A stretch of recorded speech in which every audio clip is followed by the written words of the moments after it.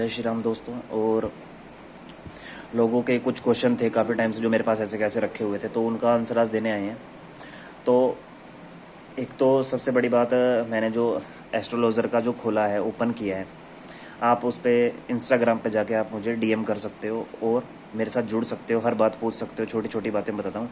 Culture era के नाम से है, कल्चर एरा के नाम से, वो मैं डिस्क्रिप्शन में भी दे दूँगा। और अपॉइंटमेंट भी ले सकते हो इतने इतने टाइमिंग की, ठीक है। तो हम बात करते हैं लोगों के क्वेश्चन आंसर्स की, ठीक है। अब कई लोग सोचते हैं कि ये इतनी छोटी एज का है और ये पूर्ण रूप से हमें बता पाएगा, नहीं बताएगा। वो सच है, गलत है? तो बिल्कुल आपकी बात जायज़ है, सबके सामने होता है। तो उसके रिगार्डिंग मैं बताना चाहूँगा कि ज्ञान बड़ा होता है, उम्र छोटी बड़ी नहीं होती। तो आप उसका ध्यान ज़रूर रखें। दूसरा, हम क्या सीखते हैं वो हमारे ऊपर डिपेंड करता है, ठीक है। हम अच्छा सीखते हैं तो अच्छा बताएंगे, बुरा सीखते हैं तो बुरा बताएंगे। तो अब ज़्यादा टाइम ना लेके लोगों के क्वेश्चन आंसर की तरफ बढ़ते हैं। तो लोगों ने मुझसे पूछा कोई ऐसी शक्ति जो पॉजिटिव हो, पॉजिटिविटी के रूप में, और जो पूर्ण रूप से कार्य करती हो हमारी प्रे करते ही। तो हाँ, ऐसी शक्ति है परमात्मा, जिसे हम परमात्मा का नाम देते हैं, जो हमें दिखाई नहीं देती, पर हमें दिखाई देती ही नहीं, हमारी प्रे करती है, वो कार्य करती है।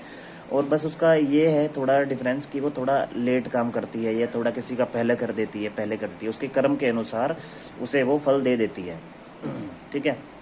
तो एक तो ये था। अब सेकंड, जब कहते हैं लोग भी सब कुछ करने वाला भगवान है, तो जो हम कर्म करते हैं तो उसकी इच्छा और स्वेच्छा किसके ऊपर डिपेंड करती है? तो उसकी स्वेच्छा और इच्छा किस पे डिपेंड करती है? कर्मों पे करती है, भगवान पे करती है, या हमारी आत्मा पर करती है? डिफरेंस हमें ये दिखाना है।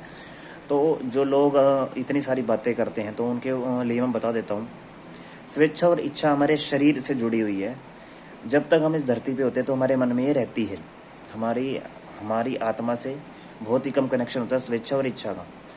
तो हम इस शरीर से उन कर्मों से जुड़े हैं, इस शरीर द्वारा हमें वो पूर्ण करने हैं।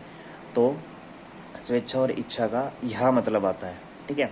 तो वो कर्म स्वेच्छा और इच्छा के अनुसार चलने वाले वो शरीर करता है, ना कि हमारी आत्मा या भगवान। वो आपके ऊपर डिपेंड करते हैं, आपकी इच्छा क्या है, ठीक है। एक होता है मन, एक होता है भाव। मन भाव चलता है आपका आत्मा से, सोल से। पर जो स्वेच्छा और इच्छा है वो हमारा शरीर उत्पन्न करता है, शरीर उत्पन्न करता है और सामने वाले के सामने प्रकट करता है। तो आप उसको बिल्कुल भी ऐसा नहीं ले सकते कि जैसे हम भगवान पे छोड़ दें या फिर अपने कर्मों पे छोड़ दें, नहीं।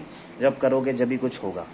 अब बात करते हैं, लोगों ने पूछा कि जानवर मरने के बाद प्रेत बनते हैं या नहीं। तो देखो, जानवर हमारी तरह ही उनमें प्राण होते हैं, हमारी तरह वो खाते हैं, हमारी तरह चलते फिरते सब कुछ हैं। जो जैसे जानवर अब एक योनि में आ गया, जानवर योनि में आ गया, तो उसे वो कर्म भोगना है, वो कैसे ही भोगे। हाँ, वो भी प्रेत बनते हैं, कुछ समय के लिए प्रेत बनते हैं, कुछ समय बाद उनको एक योनि मिल जाती है। अब लोग कहते हैं कि ये शरीर है। देखो, एक आदमी का शरीर है, एक जानवर का शरीर है। एक जानवर की जब मृत्यु होती है, जानवर के अंदर भी एक वैसी ही आत्मा होती है जैसे हमारे अंदर होती है। बस ये शरीर बोलता है, ये शरीर बोलता है। जैसे कुत्ते का शरीर भोंकता है, कुत्ते का शरीर से भोंकना बोला है, भोंकना, ना कि हमारी तरह वो भाषा बोलता है, नहीं, वो उनकी भाषा अलग है। तो जब वो मुक्त हो जाता है उस शरीर से, वो हमारे तरह ही बोल सकता है, हमारी तरह ही समझ सकता है, ये सब है। तो ऐसा ना सोचे कि वो प्रेत नहीं बनते, हाँ वो भी प्रेत बनते जितना उनकी टाइमिंग होती है। अब जैसे किसी कुत्ते को ट्रक से या फिर बाइक से या फिर किसी बीमारी से मर गया, कोई थैली खा गया, कोई कचरा खा गया, तो वो वैसे मर गया, तो वो प्रेत योनि में बनेगा कुछ समय के लिए, जितनी उसकी उम्र थी, उस योनि में जितनी उसकी उम्र थी। जैसे कुत्ता है, कुत्ते की योनि 7-8 साल की है, तो 7-8 साल तक वो भुगतेगा ऐसे ही घूम के, और फिर उसके बाद उसका जन्म होगा, जो भगवान ने योनि उसकी लिखी होगी। तो हाँ, वो प्रेत भी बनते हैं, फिर उन्हें दूसरी योनि भी मिलती है, दोनों बराबर कार्य होते हैं, ठीक है। अब उनके जीवन में कर्म करना है या नहीं? हाँ, वो कर्म ही तो कर रहे हैं, सुबह से शाम, और वो खाना पीना, बच्चों को पालना, वो कर्म ही तो कर रहे हैं। वो आप सबके लिए, जैसे गाय है वो दूध देती है, वो आपके सबके लिए कर्म ही तो कर रही है, ठीक है।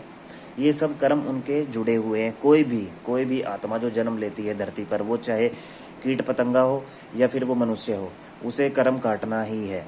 तो इस बात को कभी भी कभी भी अपने ऊपर ऐसे ना सोचें कि भाई जानवर है, जानवर को ऐसा नहीं होता। नहीं, बराबर सबको होता है, बराबर कर्म होते हैं, बराबर योनियाँ मिलती हैं, सबको बराबर ही फल मिलता है।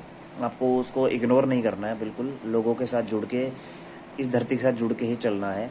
तो हमें इन बातों का ध्यान रखना है और समझना है कि कौन कितना इस सृष्टि से, इस प्रकृति से जुड़ा है।